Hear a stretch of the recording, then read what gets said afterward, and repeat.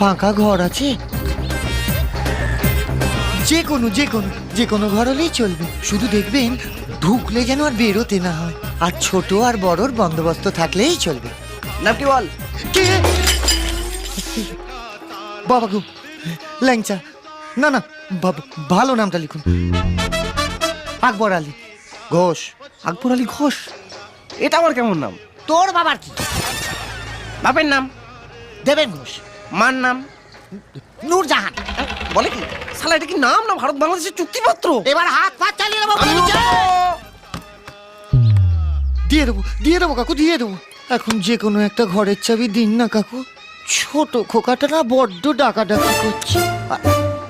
আর আমি যে এখানে আছি না, কাউকে বলবেন না কিন্তু, হ্যাঁ?